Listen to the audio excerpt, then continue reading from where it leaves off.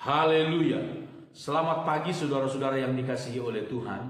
Mari sama-sama kita kembali merenungkan firman Tuhan pagi ini di dalam kitab Injil Yohanes pasal 21.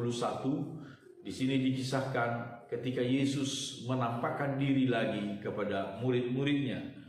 Ayat 1, kemudian Yesus menampakkan diri lagi kepada murid-muridnya di pantai Danau Tiberias, dan ia menampakkan diri sebagai berikut. Di pantai itu berkumpul Simon Petrus, Thomas yang disebut Didimus, Nathanael dari Kana yang di Galilea, anak-anak Zebedeus, dan dua orang muridnya yang lain.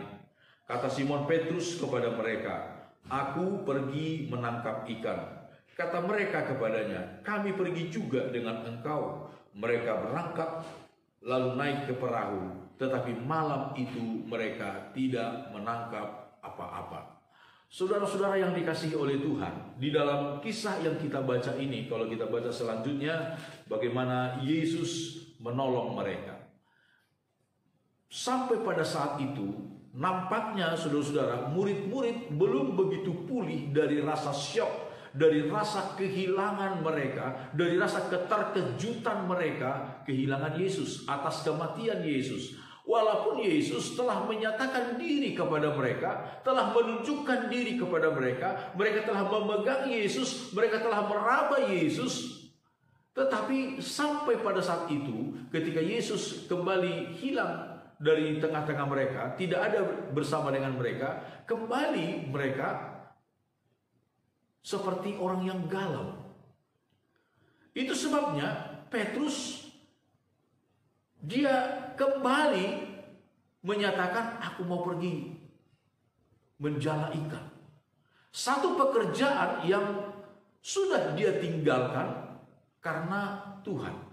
Satu kebiasaan yang sudah dia tinggalkan karena Tuhan. Sekarang dia mau kembali ke sana.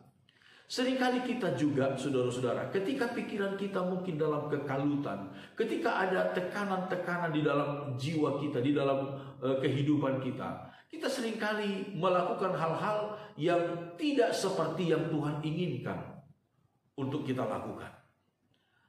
Tetapi kita melihat di sini bagaimana Tuhan kita, Yesus Kristus, karena Dia adalah Allah yang hidup, Dia mengerti segala situasi yang kita hadapi.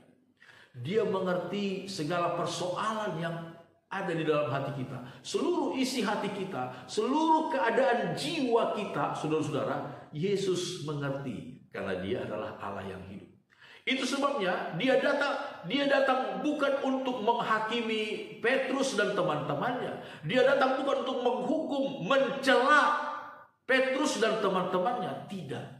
Tetapi Yesus datang untuk kembali memulihkan Petrus dan teman-temannya, untuk kembali menguatkan, memantapkan iman mereka kepada Tuhan.